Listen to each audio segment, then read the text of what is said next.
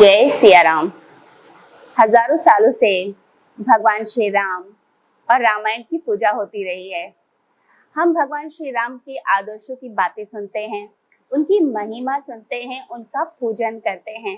लेकिन क्या आपको पता है कि रामायण से हम कुछ ऐसी शिक्षाएं ले सकते हैं जिससे हमारी जिंदगी और भी अच्छी हो सकती है। हम इसे अपने बिजनेस में अप्लाई कर सकते हैं, अपने करियर में अप्लाई कर सकते हैं और अपनी जिंदगी को सक्सेसफुल बना सकते हैं। तो सबसे पहली शिक्षा जो हमें रामायण से लेनी चाहिए वह यह है कि मर्यादा का पालन करना। भगवान श्री राम को कहा गया है मर्यादा पुरुषोत्तम, यानी कि मर्यादा में रहते हैं, मर्यादाहीन वो कभी भी नहीं हुए। तो हर रिश्ते के अंदर जब मर्यादा बनी रहती है तो मधुरता भी बनी रहती है। मर्यादा और मधुरता इन दोनों का कनेक्शन है। तो आप जब मर्यादित व्यवहार करते हैं, आपका दोस्त आया है, आप उसके साथ एक मर्यादित व्यवहार करेंगे, उसे प्यार से, उसे आदर से, रिस्पेक्ट देके बात करेंगे तो वह रिश्ता लंबा चलता है। भगवान श्री राम ने विभीषण से दोस्ती करी, सुग्रीव से दोस्ती करी, हनुमान से प्यार किया, तो पूरी तरह से मर्यादा का पालन किया, उनकी रिस्पेक्ट बना के रखी और उनके लिए सब कुछ करा भी। ऐसा ही नहीं है कि हम दोस्ती कर लें और उसके बाद उस व्यक्ति के लिए ना करें। भगवान श्री राम को जरूरत थी वानर सेना की, सुग्रीव की, लेकिन पहले उन्होंने दिया, पहले उन्होंने करा सुग्रीव के लिए, पहले उसका साम्राज्य वापस आ जाए इसके लिए एफर्ट किया, फिर उन्होंने अपनी मांग रखी। तो यह है एक मर्यादित और एक बैलेंस जीवन का उदाहरण। तो आपको भी अगर अपनी जिंदगी में सफलता चाहिए तो हर चीज को एक बैलेंस ढंग से, मर्यादित ढंग से करने की कोशिश कीजिए। चाहे आपके बिजनेस में कोई रिलेशन हो या फिर आप चाहते हैं कि आपके घर में या दोस्ती में एक लंबा रिश्ता चले, तो उसके लिए मर्यादित जीवन जीना। दूसरी बात, भगवान श्री राम के लिए बोला जाता है रघुकुल रीत सदा चरियाई, प्राण जाए पर वचन न जाए, यानी अपने वचनों को ऑनर करना, उन्हें महत्व देना। आपने कुछ कमिटमेंट कर दी, फिर उससे पीछे मत हटिए। लोग क्या करते हैं, अपने वचनों से, अपनी बातों से पीछे हट जाते हैं, फिर कहते हैं मैंने ऐसे कब कहा था, ऐसी क्या बात हुई थी कल, मुझे तो याद भी नहीं है मैंने क्या कह दिया। यानी आपको अपनी वैल्यू खुद ही नहीं है, आप अपनी कदर ही नहीं करते हैं। तो अपने वचनों को ऑनर करना, उसे इज्जत देना। आपने किसी को वचन दे दिया है, उस वचन को निभाइए। आपने कहा है कि कल मैं 10 बजे आऊंगा मीटिंग में और आप आते हैं लेट, 11 बजे आते हैं, या आप मीटिंग में आते ही नहीं और उस व्यक्ति को ये कह देते हैं कि ऐसी बात हुई थी क्या, कब हुई थी, मुझे तो याद नहीं, मैंने तो ऐसे ही बोल दिया था मजाक में। तो आपकी बात फिर हल्के में ली जाएगी। लोग ट्रस्ट नहीं करते ऐसे लोगों पे। विश्वास तब बनता है जब आप अपने वचनों का पालन करते हैं। इसलिए अपने वचनों पर ध्यान दीजिए, जो आपने जबान दे दी उस जबान को निभाइए। एक और बात हमें ध्यान रखनी है, रामायण से जो शिक्षा हम ले सकते हैं वह यह है कि अपने सलाहकार सही रखिए। देखिए, रानी कैकेयी अगर देखा जाए बहुत साहसी थी, राजा दशरथ की फेवरेट रानी थी। युद्ध क्षेत्र के अंदर जब राजा दशरथ हार रहे थे तब कैकेयी ने उन्हें विजय दिलाई थी। उनके रथ का पहिया जो है उसकी कील निकल गई थी, तो रानी कैकेयी ने अपनी उंगली उस कील की जगह लगा दी, जिससे वो रथ का पहिया चलता रहे और राजा दशरथ विजयी हो जाए, और राजा दशरथ की विजय हुई थी। तब राजा दशरथ ने उन्हें 2 वर दिए थे, और जिसके कारण फिर आगे की पूरी रामायण की कथा हम सुनते हैं। तो यहाँ रानी कैकेयी इतनी शूरवीर, इतनी समझदार, इतनी ज्ञानी, इतनी सुंदर, सारी क्वालिटीज होने के बावजूद एक सलाहकार गलत, वो थी मंथरा, जो उनके पास हमेशा रहती थी, उनकी सहायक थी। अब मंथरा ने गलत एडवाइस दी और उसके कारण क्या हुआ, राजा दशरथ की मृत्यु हो गई, वो विधवा भी हो गई, और जो उनका प्यारा बच्चा था भरत, उसने भी उनका साथ छोड़ दिया। उसने भी राजपाट नहीं लिया जिस राजपाट के लिए उन्होंने सब कुछ किया था।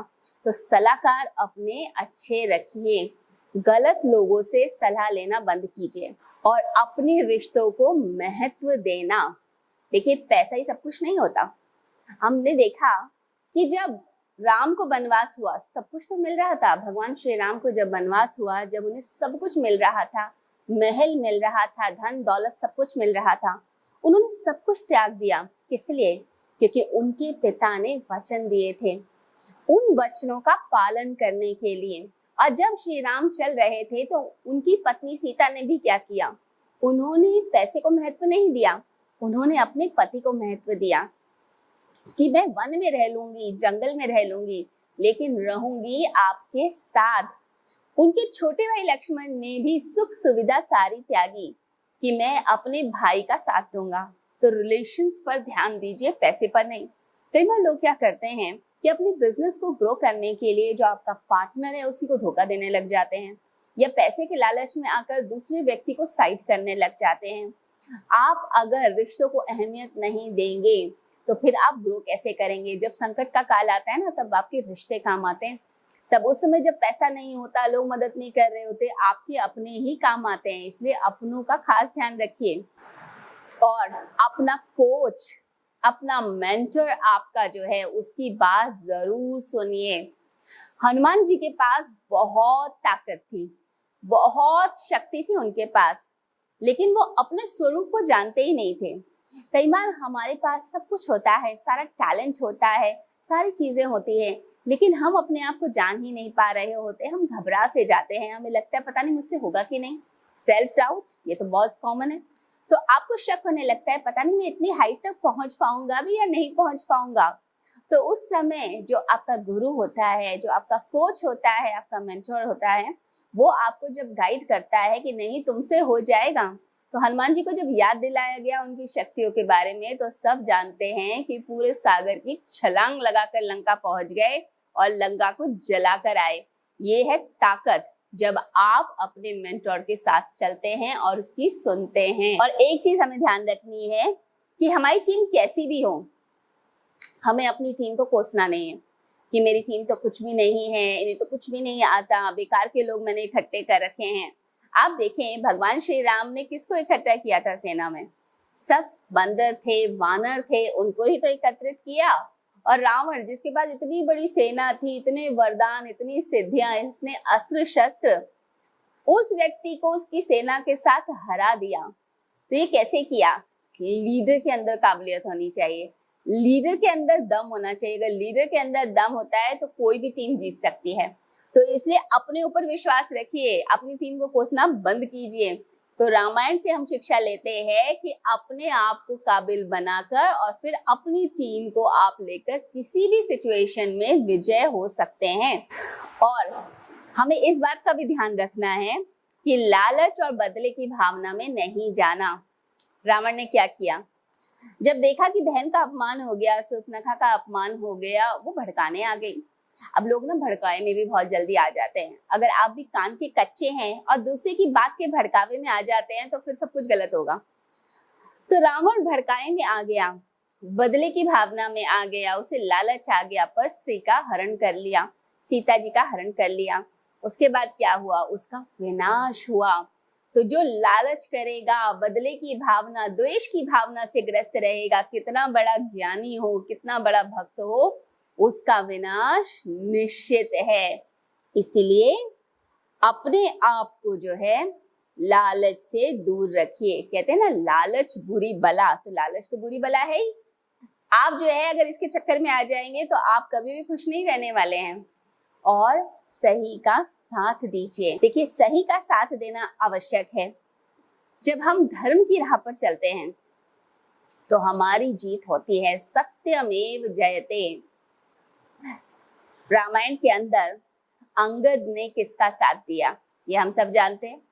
वो चाहता तो भगवान श्री राम से शत्रुता कर सकता था, लेकिन उसको समझ आया कि जो बाली था वो गलत था और उसका जो मारा जाना था वो भी ठीक था। इसलिए उसने भगवान श्री राम का साथ दिया। रावण ने उसे बहलाया और फुसलाया और उसे कहा इसने तेरे पिता की हत्या की है और तू उसी का साथ देता है। अंगद ने फिर भी अपने कदम को नहीं हिलाया। रावण को झुकना पड़ा लेकिन अंगद नहीं हिला क्योंकि वो धर्म की राह पर था। विभीषण, उसे पता था कि उसका भाई गलत है, वो जानता था, इसीलिए उसने जो है सत्य का साथ दिया। इसलिए सत्य के साथ रहिए।